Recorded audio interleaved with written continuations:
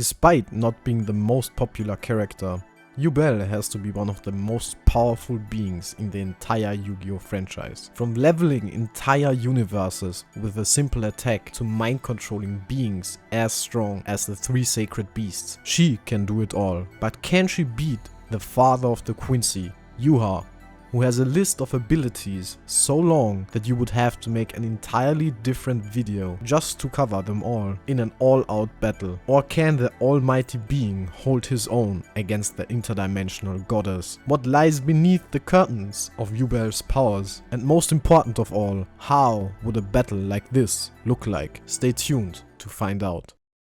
I just want to remind everyone to like and subscribe if you enjoy content like this. It really helps me out a lot.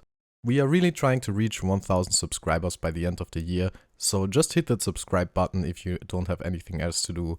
Thanks. To get started on this point, we have to introduce our contestant, what they can and can't do, and a little bit of their backstory. So let's jump straight into the evil goddess that can transcend even space and time itself, Yubel.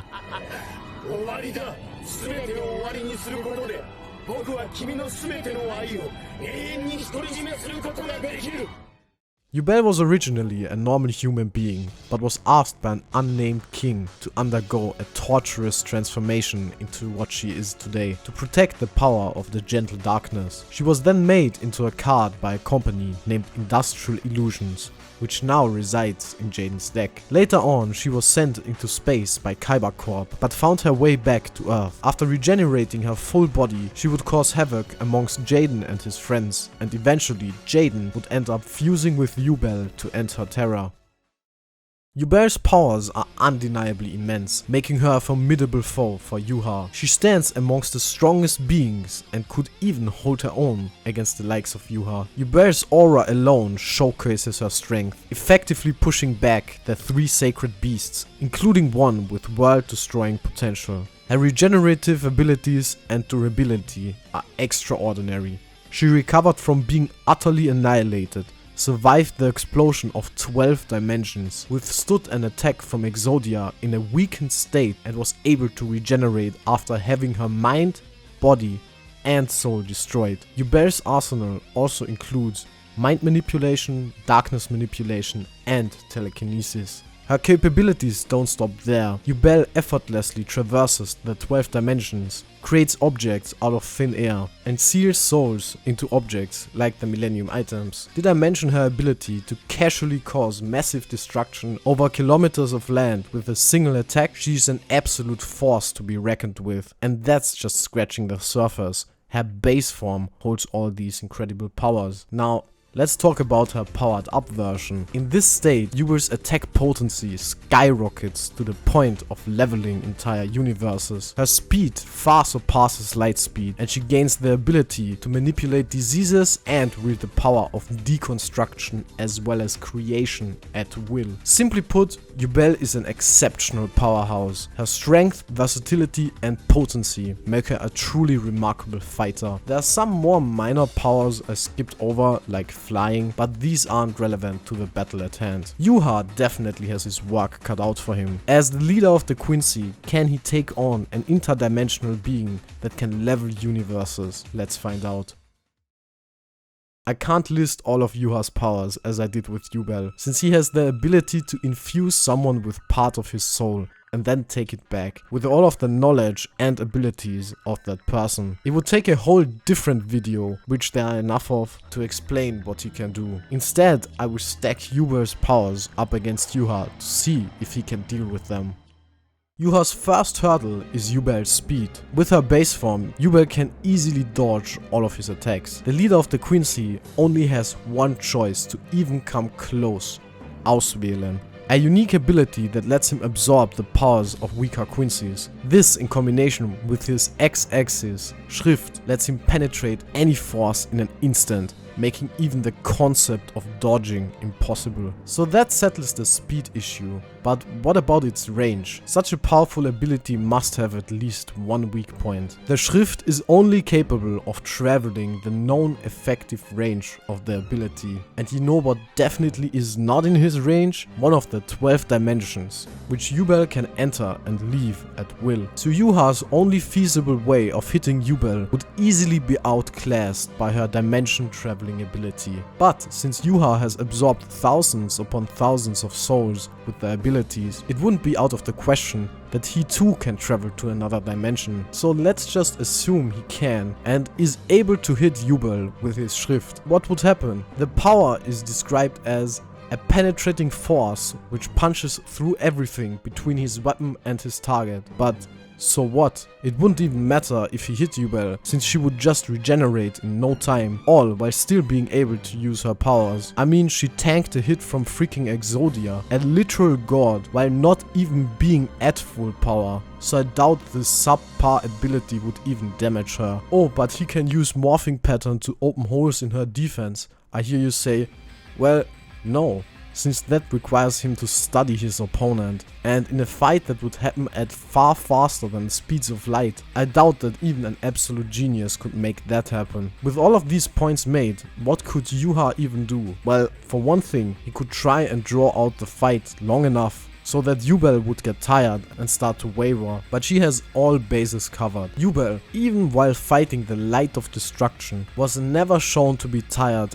at all. However, she used up so much power that she could not regenerate after the fact. Yhwach's stamina, on the other hand, has been shown to be endless. After absorbing the Soul King, he should be able to sustain the cosmology of Bleach for millions of years. So both opponents essentially have endless stamina. I hope with every point that I make you can see why Yubel is so insanely powerful. She could almost rival Goku at this point. Physically, Yhwach has been beaten out. But what about the mental battle? While Yhwach is an absolute prodigy and genius in every sense of the word, Yubel's mind is much more clouded. She is vengeful and manipulative, but that doesn't mean she is any less smart than Yhwach. She was able to orchestrate the whole plot of the last arc in GX. She's also able to perform several complex tasks such as astral projection, telepathy, telekinesis, mind reading, reality warping, pocket dimension creation, etc. at the same time. Yhwach, on the other hand, is more reasonable and has a clear goal in mind, which he pursues with a strategy that is close to no other. I mean, my boy was capable of secretly leading the Wandenreich to victory in Hueco Mundo without alerting Soul Society at all. With that in mind, we can look at non-physical abilities that Yubel could use against Yhwach. First off, we have her ability to inflict someone with a disease, which is nothing special to Yhwach. While he was never shown to be inflicted with an actual disease, he has been shown to be on the receiving end of several different status inflicting abilities, such as his power being halved by Ichibe, or when he was turned into a black ant and was stripped of his name and power, all of which he survived without so much as a scratch. Yubel was also able to mind control to such an extent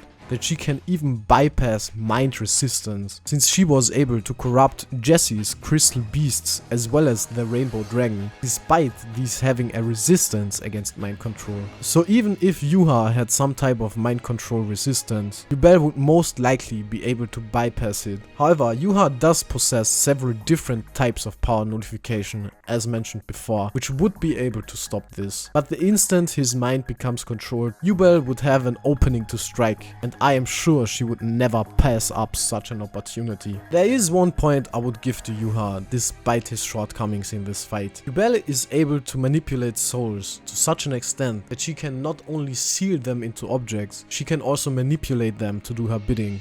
But Yhwach is no normal human with one soul. I would argue that Yhwach inherently counters this ability, just because he is essentially the accumulation of all the Quincy souls, as well as their abilities. Which also brings me to a fun fact, that is that both fighters can give part of their soul to other people and grant them powers, which isn't really relevant to this, but I thought it was interesting. So despite everything that I have listed up until now, Yhwach still has one ace up his sleeve that I'm not quite sure how to deal with. And that is his the Almighty. This ability is absolutely nuts and makes him essentially a god in his universe.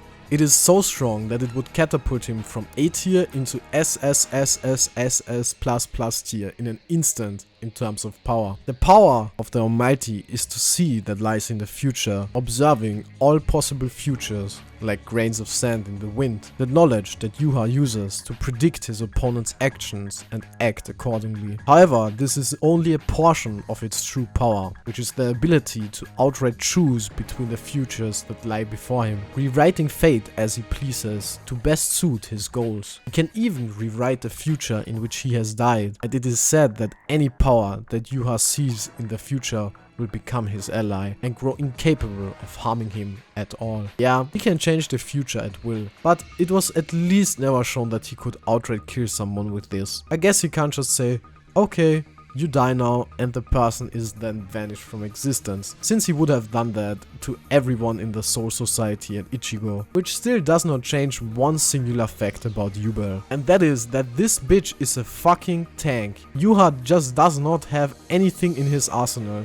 that can realistically damage her to such an extent that she would not be able to regenerate. Try as you will, but there's no point in arguing this anymore in my opinion. Or is there? Well, this is kinda going outside of the fight and using dirty tactics, but there is one thing Yubel has a major weakness for, and that is Jaden. And what if Yhwach knew this already? Which isn't hard to imagine, and used this fact to his advantage. He could take Jaden hostage and force Yubel to surrender, which would either make her go absolutely insane, which she kinda already is, or would make her wave the white flag on the spot, surrendering to Yhwach. And that's my conclusion to the video. Yhwach, despite having the biggest arsenal in the history of anime, just could not defeat Yubel, since he would either be even or be outmatched by her in every single category. And I don't see Yhwach playing dirty and capturing Jaden, to be honest. And with that, I want to thank you all for watching. After my last video went completely crazy, I'm now super motivated to keep going with the content. I said I love discussing the videos with you guys in the comments, but this one was a little overwhelming. Still, it's great to see so many of you guys enjoying my content. And with that, wish you all a nice day. Peace.